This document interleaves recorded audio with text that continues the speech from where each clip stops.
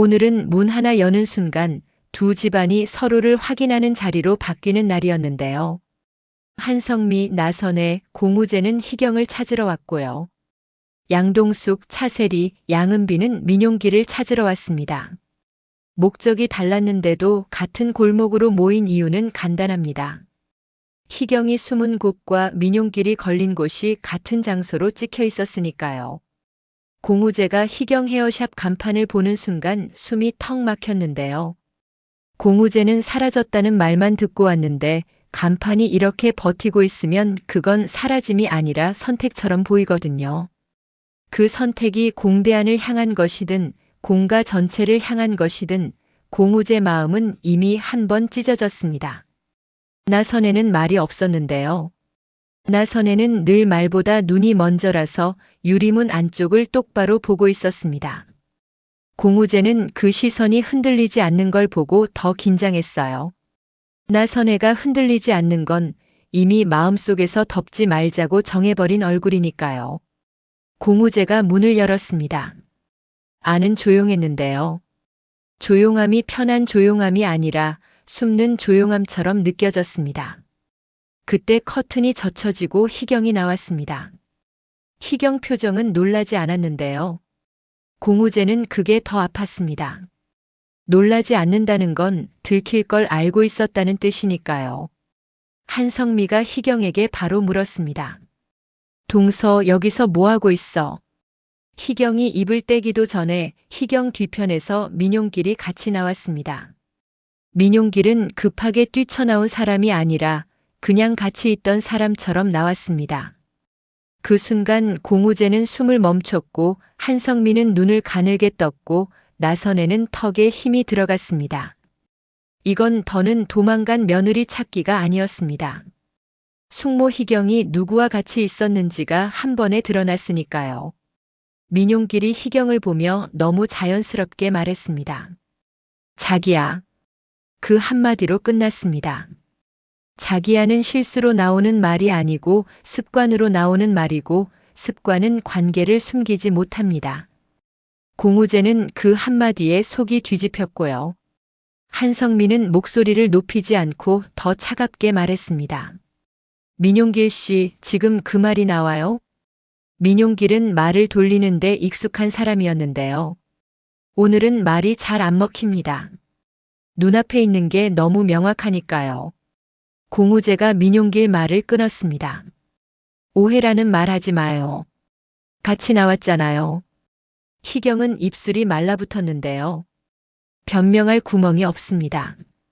그때 골목 뒤편에서 발소리가 커졌습니다.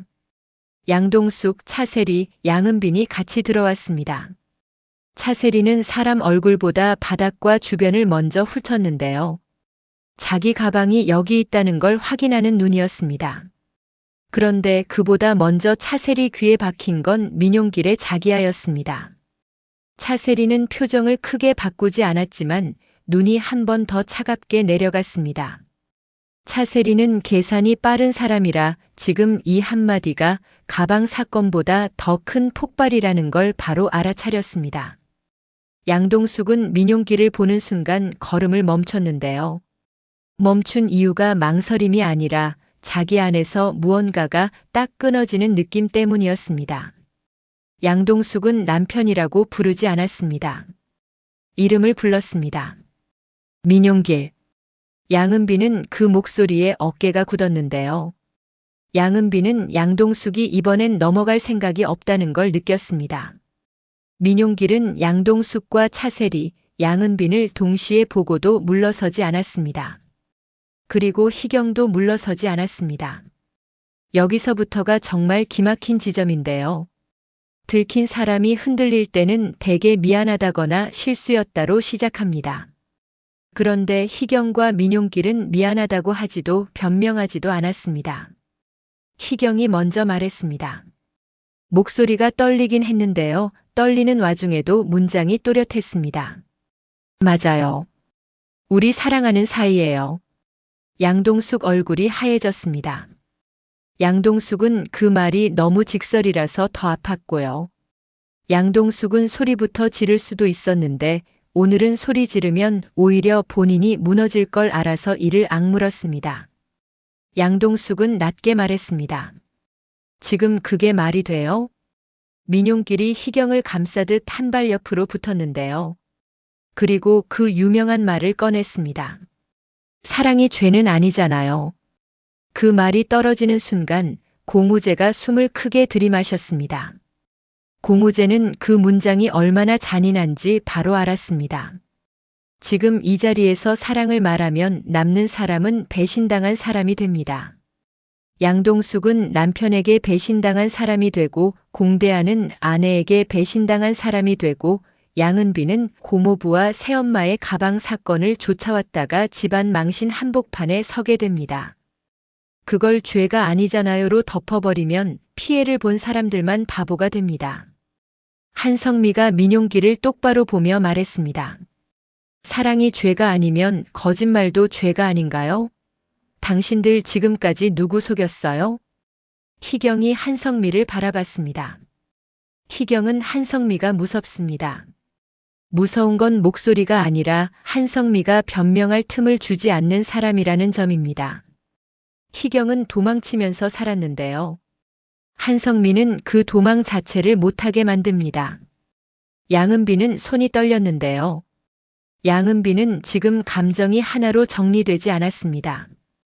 양은비는 민용길이 고모부라는 사실 때문에 숨이 막히고 희경이 공가 쪽 사람이라는 사실 때문에 더 복잡해졌고 무엇보다 새엄마 차세리의 가방이 이 판을 열었다는 사실이 싫었습니다. 양은비는 그래도 해야 할 말을 했습니다. 양은비는 민용길에게 휴대폰 화면을 들이밀었습니다. 고모부 가방 팔려고 올린 계정 고모부 맞죠? 채팅 내용 남아있어요. 차세리가 그 말에 고개를 아주 작게 끄덕였는데요. 내 가방부터 돌려줘요. 그리고 그 계정 지금 확인해요.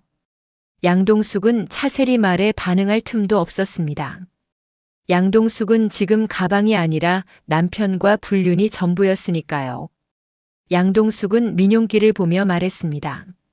민용길, 너 지금도 사랑이라고 말해? 민용길이 고개를 들었습니다. 민용길은 여전히 당당한 척했는데요. 그 당당함이 진짜 당당함이 아니라 뒤집을 말이 없어서 나오는 뻔뻔함이었습니다. 동수가 나도 사람이고 나도 행복할 권리 있어. 양동숙은 그 말에 웃음이 나올 뻔했는데요. 웃음이 나오는 이유는 우습기 때문이 아니라 허무해서입니다. 양동숙은 더 이상 대꾸를 길게 하지 않았습니다. 양동숙은 짧게 끊었습니다. 권리 운운하지 마. 너는 책임부터 해. 공우재는 그 대화를 듣는 내내 속이 타들어갔는데요. 공우재는 숙모 희경이 이렇게까지 선을 넘어도 되는지 그걸 눈으로 확인하는 순간이 너무 괴로웠습니다. 공우재는 공대안이 지금 어떤 상태인지 알고 있습니다. 공대안은 가정이 무너졌고 보증금까지 들고 나간 희경 때문에 더 이상해졌고요. 공우재는 그걸 가족에게 다 말하지 못하는 쪽이었습니다. 그런데 오늘 희경은 사랑이라고 말하며 도망이 아니라 선택이었다고 선언해버렸습니다. 공우재는 그 선언이 공대안을 어떻게 찢어놓을지 너무 선명하게 보였습니다. 나선혜가 희경에게 말했습니다. 목소리는 크지 않았는데요. 그래서 더 무거웠습니다. 희경아, 너 지금 내 말이 누구를 죽이는 말인지 알아? 희경은 나선혜를 바라보며 입술을 깨물었습니다. 희경은 미안하다고 하면 자신이 무너질 걸 알았고요. 무너지면 민용길이 자기 말을 대신할 걸 알았습니다. 희경은 그래서 미안하다는 말 대신 더 위험한 말을 꺼냈습니다. 나는 늘 참고 살았는데 민용길이랑 있을 때는 처음으로 숨기지 않고 살았어요. 그래서 그 마음이 진짜라고 믿었어요. 이 말은 변명이 아니었습니다. 희경은 자기 감정을 사실처럼 올려놓았습니다. 그게 더 잔인했습니다. 감정이 진짜라고 주장하면 누가 가짜라고 끊어낼 수가 없으니까요. 하지만 그 진짜가 남을 망가뜨릴 때는 진짜여도 책임이 생깁니다. 한성미가 희경을 똑바로 보고 말했습니다. 동서, 진짜든 아니든 상관없어. 지금 여기서 중요한 건 두 가지야. 서방님을 어떻게 할 건지, 그리고 민용길이 훔쳐서 모아둔 것들을 어떻게 할 건지. 양은비는 민용길에게 다시 말했습니다. 고모부 가방은 새엄마 거예요. 돌려줘요. 지금. 차세리는 민용길에게 딱 잘라 말했습니다. 내 가방. 내놔요. 민용길은 가방을 쥔 손에 힘이 들어갔는데요. 민용길은 지금 이 자리에서 가방을 내놓으면 가방을 내놓는 순간 민용길은 말로 빠져나갈 구실이 하나 줄어듭니다. 민용길은 말로 버티는 사람이라서요. 민용길은 그래서 다시 사랑을 꺼내려 했습니다. 진짜 우리 사랑인데. 양동숙이 끊었습니다. 사랑이면 남의 집 안방에서 사랑해. 남의 돈 건드리면서 사랑해. 양동숙 말은 비유가 아니고 직설이었는데요. 그래서 민용길 얼굴이 굳었습니다. 민용길은 멋있는 말로 빠져나갈 구멍이 막혔습니다. 희경은 민용길이 막히는 걸 보자 자기도 같이 막히는 걸 느꼈습니다. 희경은 민용길과 함께라면 사랑이라는 말로 버틸 수 있다고 믿었는데요. 지금은 그 말이 더 큰 비난을 끌고 오기만 합니다. 희경은 입술이 떨렸고요. 그런데 희경은 끝까지 물러서지 않았습니다. 나 돌아갈 데 없어요. 공우제가 그 말을 듣고 낮게 말했습니다.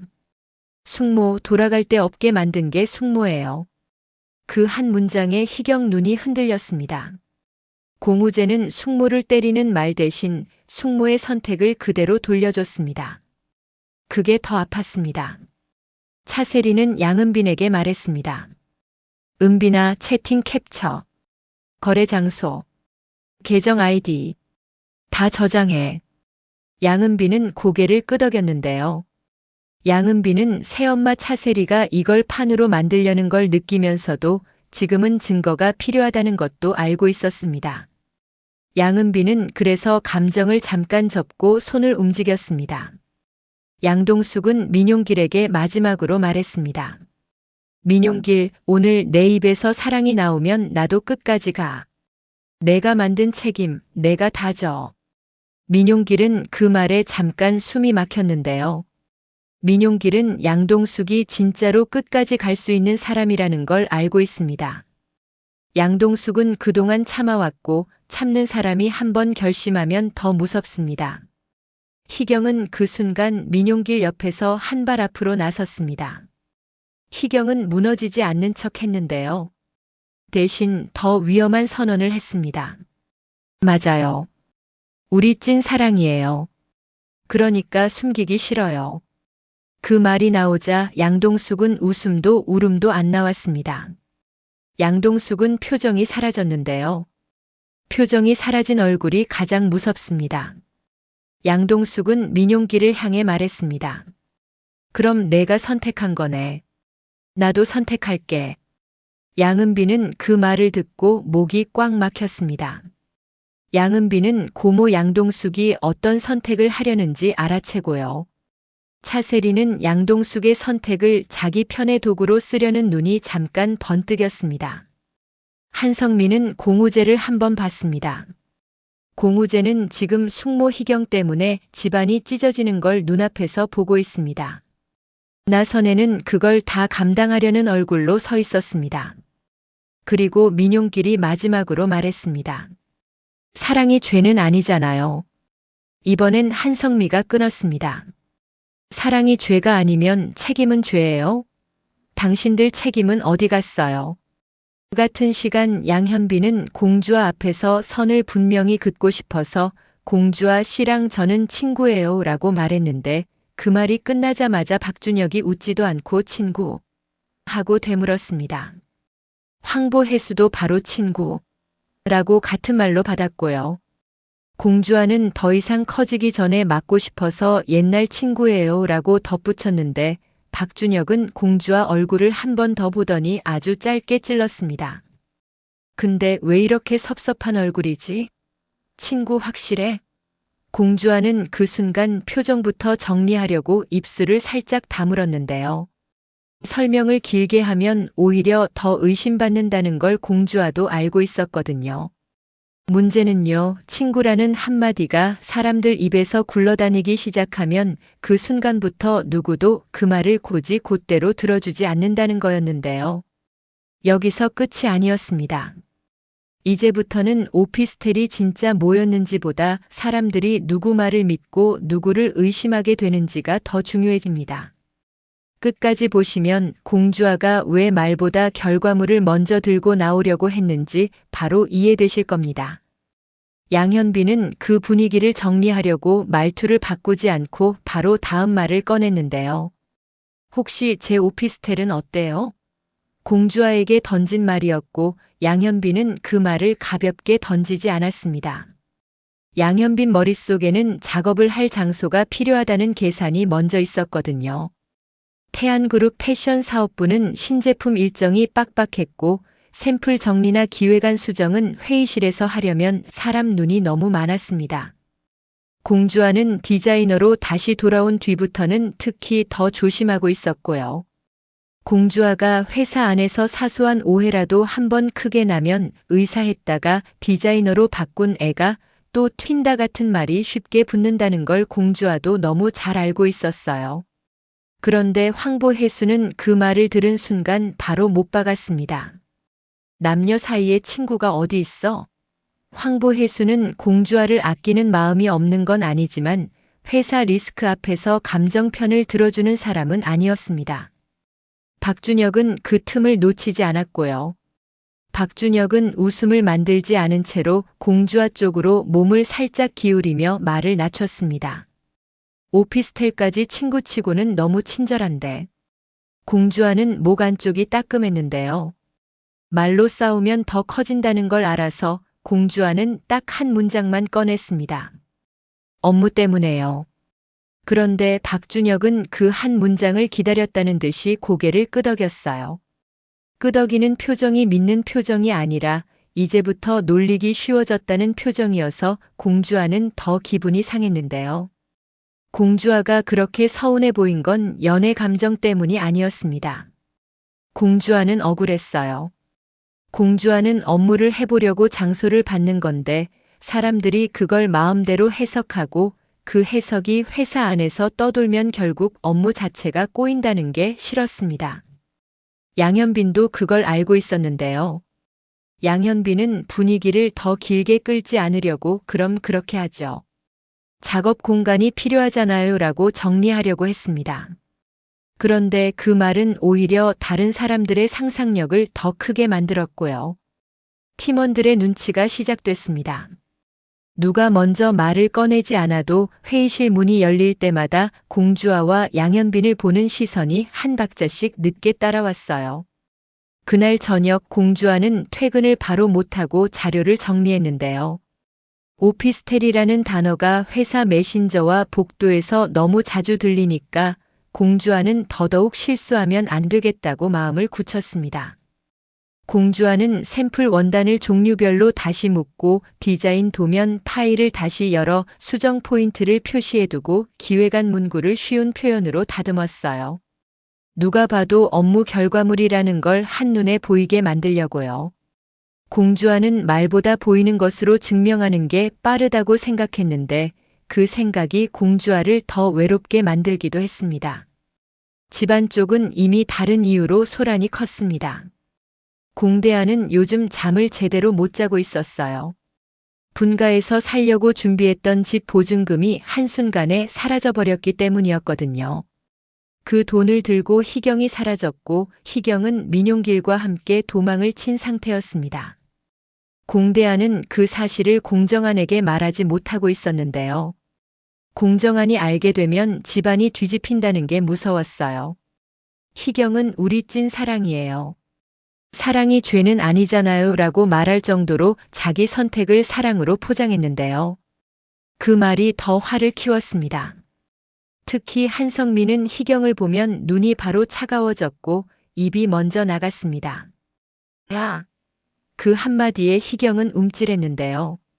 한성민은 정신건강의학과 전문이라서 사람 마음을 다룰 줄 알지만 자기 가족 문제에서는 그 차분함이 잘 나오지 않았습니다.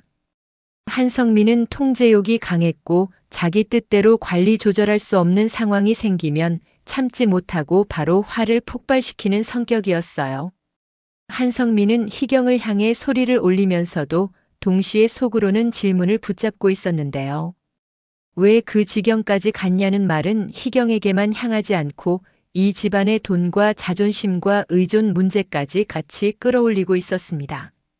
민용길은 자기 회사에서 가져온 물건들과 지우를 위해 모아둔 월급 통장까지 들고 희경과 함께 도망친 상태였고요. 여기에 차세리의 명품 가방까지 얽히면서 양동익 집안은 도주보다 체면 때문에 더 날이 서기 시작했습니다. 공주와는 그날 밤 양현빈의 오피스텔로 갔습니다. 오피스텔을 가는 일 자체가 문제가 아니었는데요. 공주와는 그 장소가 업무 장소라는 걸 분명히 하려고 더 철저하게 준비했습니다. 공주와는 샘플과 도면과 기획안을 한 번에 들고 들어갔고 작업을 시작하기 전에 양현빈에게 먼저 말했습니다. 이사님, 이건 업무예요. 내일 결과물로 보여드릴게요. 양현빈은 괜히 더 말하지 않았습니다. 양현빈은 공주아가 오해를 싫어하는 걸 아니까 알아요. 그래서 제안한 거예요 라고만 했어요. 그 짧은 문장이 공주아를 잠깐 편하게 만들었는데요. 공주아는 그 편함이 오래가면 안 된다고 스스로 다시 마음을 다잡았습니다. 공주아는 오피스텔에서 작업을 하면서도 자꾸 휴대폰을 확인했습니다. 회사 공지, 재고 점검 메시지, 누가 누구에게 책임을 미는 말들이 계속 올라왔고요. 공주아는 그 메시지들을 읽을 때마다 마음이 차가워졌습니다. 내가 괜히 오피스텔을 받아서 더 오해를 키운 건가 같은 생각은 아예 하지 않으려고 했습니다. 그런 문장은 공주아 스스로를 약하게 만들기 때문이었어요. 공주아는 생각을 멈추고 손을 움직였습니다. 샘플을 다시 정리하고 도면을 다시 확인하고 기획안을 다시 깔끔하게 만들었습니다. 공주아는 이건 연애가 아니라 업무라는 말을 100번 하는 대신 결과물 한 번으로 끝내고 싶었습니다. 그런데 회사 동료가 공주아에게 혹시 저희 오빠랑 소개팅 하실래요? 공주아는 그 얘기를 듣고 손이 잠깐 멈췄습니다. 소개팅이 싫어서가 아니었습니다. 공주아는 소개팅이라는 단어가 지금 이 상황에서 어떤 기능을 하는지 바로 알았어요. 소개팅을 하면 오해를 끊을 수 있을 것 같기도 하고 소개팅을 한다는 말이 돌면 또 다른 말이 붙을 것 같기도 했습니다. 공주아는 누굴 만나고 싶다가 아니라 오해를 끊어야 한다 쪽이 더 컸습니다. 공주아는 바로 대답을 하지 않고 그저 웃었습니다. 마음이 흔들리는 걸 들키기 싫었거든요. 양현빈은 공주아가 잠깐 멈춘 걸 느꼈습니다. 양현빈은 공주아에게 힘들면 오늘은 여기까지만 해요 같은 말로 감정을 건드리지 않았습니다. 양현빈은 오히려 업무로만 붙잡아줬어요. 주아 씨, 이 부분은 내일 회의에서 바로 써야 해요. 문장 더 쉬운 표현으로 정리해줘요. 공주아는 그 말에 바로 고개를 끄덕였습니다. 공주아에게는 그런 식의 대화가 더 편했습니다. 감정 위로는 오해를 키우고 업무 지시는 오해를 줄여주니까요. 그때 온정시장 쪽에서는 다른 공기가 돌고 있었습니다. 공정안이 상인회장 선거에서 1표 차로 이긴 뒤부터 시장 분위기가 들끓고 있었고요. 양동익은 그 결과를 아직도 마음에 담고 있었는데요. 더 큰 문제는 양선출이 공정안을 찍었다는 사실을 양동익에게 시인한 뒤로 양동익이 계속 삐져 있다는 점이었습니다. 양동익은 바쁘다는 말을 달고 살면서도 결정적인 순간에는 감정을 먼저 꺼냈습니다. 양선출은 그걸 견디다 못해 양동익에게 말했습니다. 너 지금 시위하냐? 양선출의 말은 장난이 아니었고 양동익은 그 말에 얼굴이 굳었습니다. 양동익은 아버지 앞에서는 말이 짧아지고 마음이 더 꼬였습니다. 아버지, 제가 뭘 했다고요? 양선출은 길게 설명하지 않았습니다. 사람들 다 보는 데서 너 혼자 삐져서 애들까지 힘들게 하잖아. 양선출은 현빈이라는 이름을 입 밖으로 꺼내지 않아도 양동익은 그 말이 어디로 향하는지 알았습니다. 양동익은 현빈과의 부자 갈등을 숨기지 못했고요. 차세리는 그 집 분위기를 더 예민하게 만들었습니다. 차세리는 양동익에게 아버님 말씀이 과하신 거예요 라며 달래는 척했지만 속으로는 양선출의 말이 본인에게도 위험하다는 걸 느꼈습니다. 집안이 흔들리면 차세리의 자리도 흔들리니까요. 그런데 차세리는 더 큰 불안을 마주하고 있었습니다. 차세리의 명품 가방이 사라졌다는 사실이 확인됐기 때문이었어요. 민용길이 그 가방을 훔쳐서 도망친 상태라는 말이 흘러들어오면서 차세리는 얼굴이 하얗게 질렸습니다. 차세리는 사람 앞에서는 아무렇지 않은 척했지만 혼자 있을 때는 손끝이 떨렸습니다. 물건이 사라진 것보다도 도망이라는 단어가 본인 이름과 같이 묶이는 게 싫었거든요. 차세리는 이 사건이 커지면 무조건 누군가를 잘라야 한다고 생각했고 그 누군가가 본인이 되면 안 된다고 결심했습니다. 공정한 쪽에서도 불이 붙었습니다. 공정한은 공대한이 요즘 이상하다는 걸 느끼고 있었는데요. 공정한은 사람을 보는 눈이 날카롭습니다. 공정한은 공대한에게 너 얼굴이 왜 그러냐 같은 말로 시작하지 않았습니다. 공정한은 바로 현실 질문을 던졌어요. 집 계약은 어떻게 됐어? 공대한은 목이 막혔습니다. 공대한은 말이 나오지 않아서 물부터 한 모금 마셨는데요. 공대한은 가족에게 말을 못하는 게 아니라 말을 하는 순간 가족이 다치게 된다고 생각했어요. 공대한은 공정한에게 형, 조금만 더 기다려줘요 라고만 했습니다. 공정한은 그 짧은 문장에서 냄새를 맡았고요. 공정한은 더 캐묻지 않고 한성미에게 전화를 걸었습니다. 공정한은 한성미를 믿는 이유가 따로 있었습니다. 한성미는 감정이 폭발할 때도 있지만 결국 핵심을 잡는 사람이고 공대한이 한성미에게는 말을 흘렸을 가능성이 컸거든요. 한성미는 전화를 받자마자 공정한에게 딱 잘라 말했습니다. 서방님 지금 돈 문제 있는 거 맞아요. 공정한은 그 한 문장만으로 상황이 정리됐습니다. 공정한은 한성미에게 묻지 않아도 누가 문제인지 연결됐습니다. 희경이 보증금을 들고 도망갔고 민용길이 그 도주에 같이 붙었고요. 공정한은 바로 다음 질문을 던졌습니다. 민용길이 어디까지 건드렸어? 한성미는 숨을 크게 쉬지 않았습니다. 지후 월급 통장도 가져갔다더라. 공정한은 그 말에 표정이 굳었는데요. 아이 돈이 나오면 이건 단순한 부부 싸움이 아니라는 뜻이었습니다. 민지훈은 그 사실을 아직 정확히 다 알지는 못했지만 분위기만으로도 마음이 흔들리고 있었습니다. 지훈은 돈이라는 단어가 나오면 어른들이 숨기는 게 많다는 걸 몸으로 먼저 느끼는 편이었습니다. 양동숙은 민지후에게 차분하게 말해주고 싶었는데 본인 마음이 먼저 올라오니까 말이 막혔습니다. 양동숙은 민지후에게 내 잘못 아니야 라고 말하려다가 그 말이 목에서 멈췄습니다. 양동숙은 울지 않으려고 입술을 깨물었고요. 민지후는 그 장면을 보고 더 조용해졌습니다.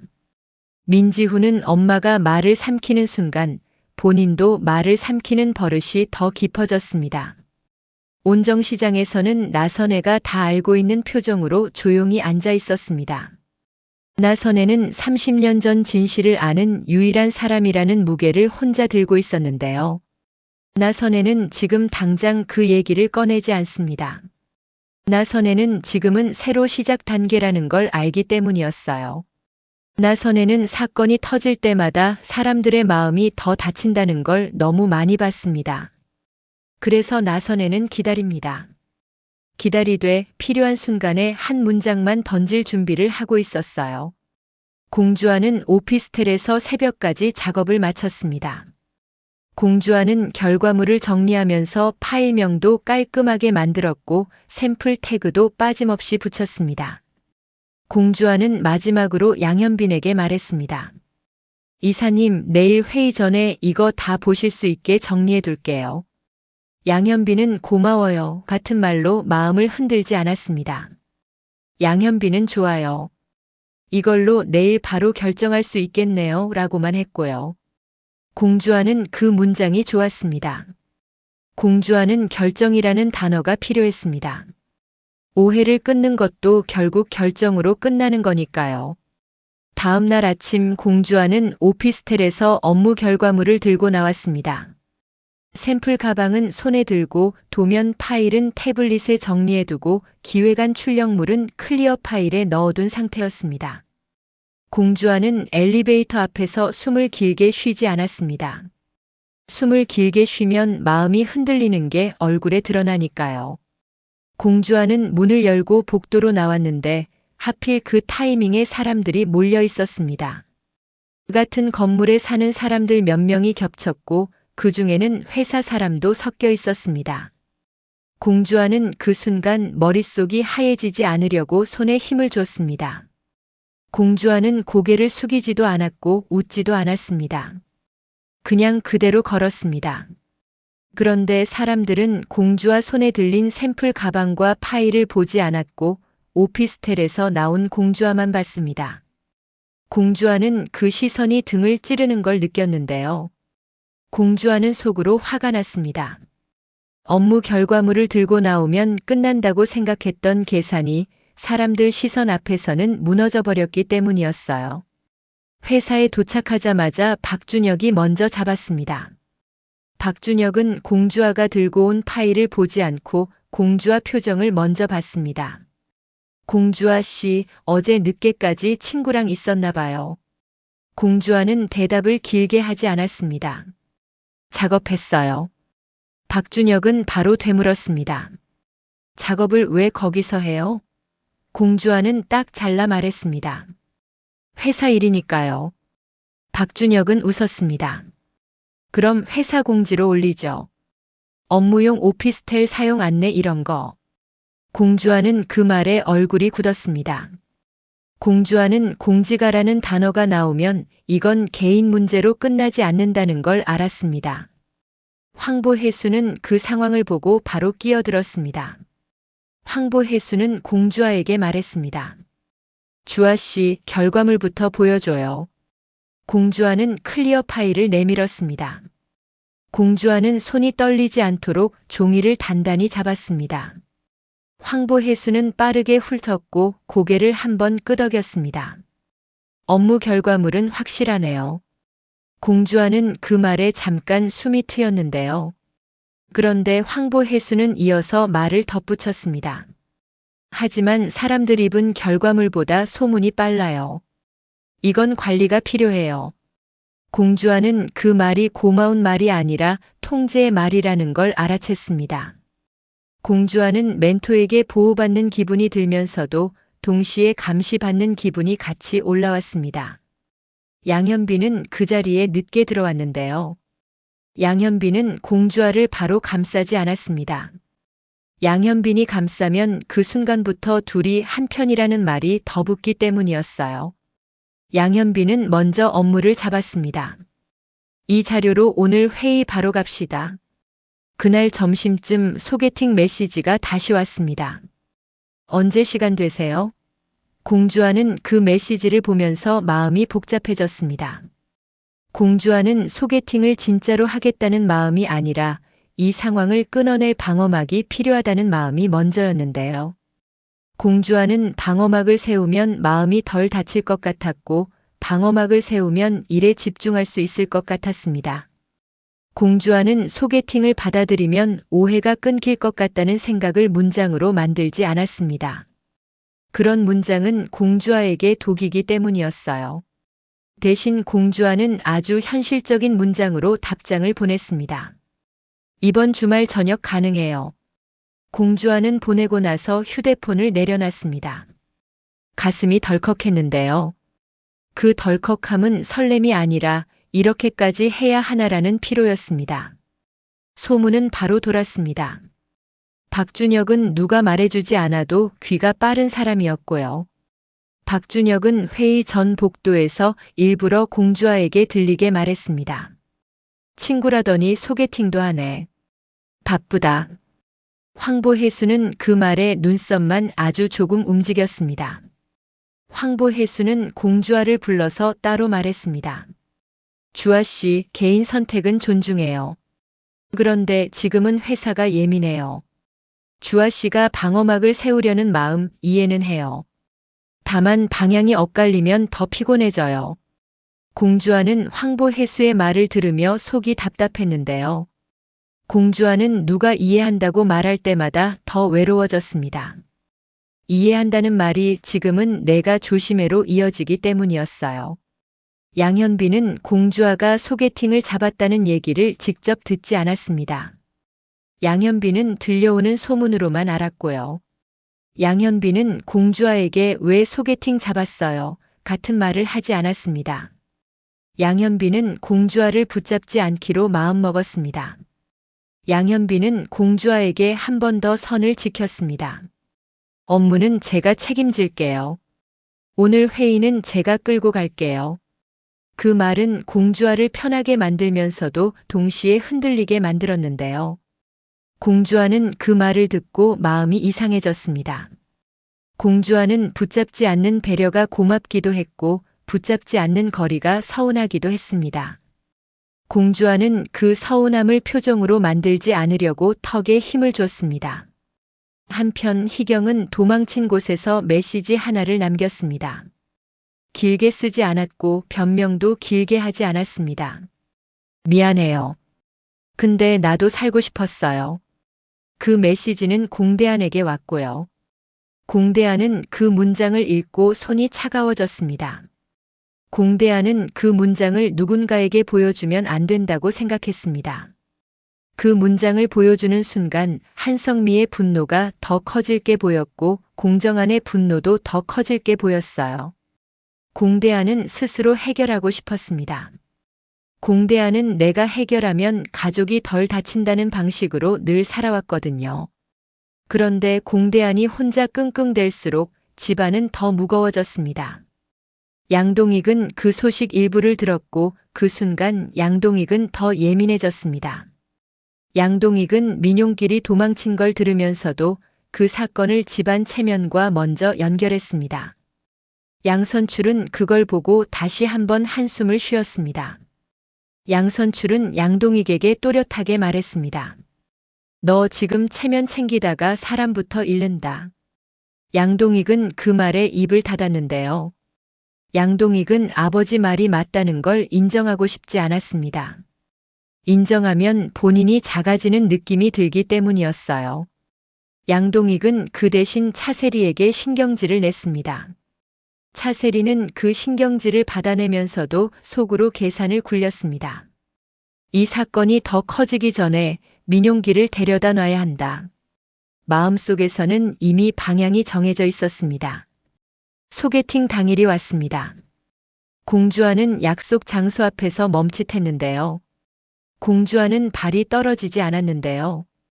이 선택이 오해를 끊는 선택인지 내가 나를 더 피곤하게 만드는 선택인지 몸으로 느끼고 있었습니다. 공주아는 약속 장소 문손잡이를 잡기 전 휴대폰을 한 번 더 확인했습니다. 그때 양현빈에게서 메시지가 왔습니다. 업무 관련 긴급 연락이었고 내용은 짧았습니다.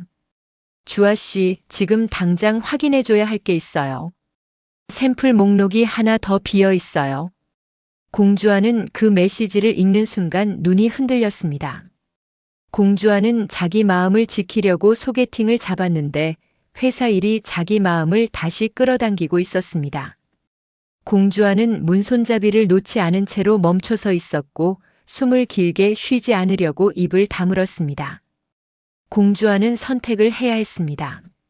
소개팅으로 들어가서 방어막을 세울지 양현빈의 연락을 받아서 업무를 잡을지 둘 다 잡고 싶으면 결국 또 오해의 중심에 서게 될지 공주아는 그중 하나를 고르는 순간 누군가를 실망시키게 된다는 걸 알고 있었습니다. 공주아는 휴대폰을 쥐고 메시지를 바로 답하지 않았습니다. 답장을 늦추면 더 큰 오해가 생긴다는 걸 알면서도 공주아는 지금 이 순간만큼은 자기 마음을 한번 확인하고 싶었습니다. 공주아는 속으로 말했습니다. 나는 일을 하고 싶다. 나는 오해를 끊고 싶다. 나는 나를 잃고 싶지 않다. 공주와는 그 문장을 길게 끌지 않았습니다. 길게 끌면 울컥하니까요.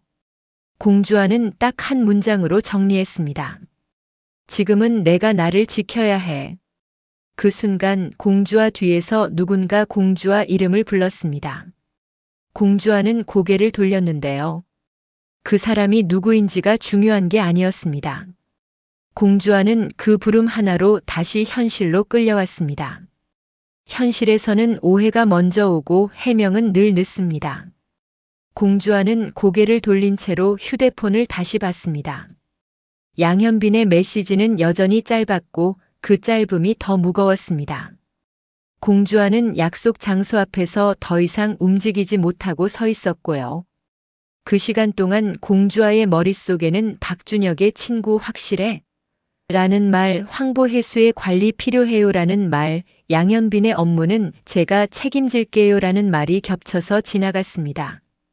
공주와는 그 세 문장이 서로 다른 방향으로 잡아당긴다는 걸 알아챘습니다. 공주와가 어느 쪽으로 가든 한쪽에서는 또 다른 소문이 시작될 겁니다. 여기서부터 시작되는 반전, 끝까지 봐야만 이해되실 겁니다. 공주와가 들고 있던 방어막이 사실은 누구를 막는 막이었는지, 그리고 양현빈이 업무라는 이름으로 지키려던 게 업무만이었는지, 다음 장면에서 공주와가 선택하는 말 한마디로 분위기가 완전히 바뀝니다. 지금 눈 돌리시면 공주와가 왜 결과물보다 먼저 자리를 선택해야 하는 상황으로 밀렸는지 놓치게 됩니다. 공주와는 결국 휴대폰에 짧게 답장을 썼습니다. 지금 갈게요. 공주와는 그 문장을 보내고 나서 소개팅 장소 문손잡이를 놓았습니다. 공주와는 돌아서면서도 마음이 편하지 않았습니다. 공주와는 선택을 했는데도 그 선택이 끝이 아니라는 걸 알았거든요. 공주와는 이제 회사로 가서 샘플 목록이라는 현실을 마주해야 하고 동시에 소개팅을 펑크낸 사람이라는 소문도 마주해야 합니다. 공주와는 그 두 가지를 한꺼번에 견뎌야 하는 사람으로 다시 서게 됩니다. 양현빈은 공주와가 온다는 답장을 받고도 고맙다는 말을 하지 않았습니다. 양현빈은 공주와가 감정으로 움직였다는 느낌을 주고 싶지 않았습니다.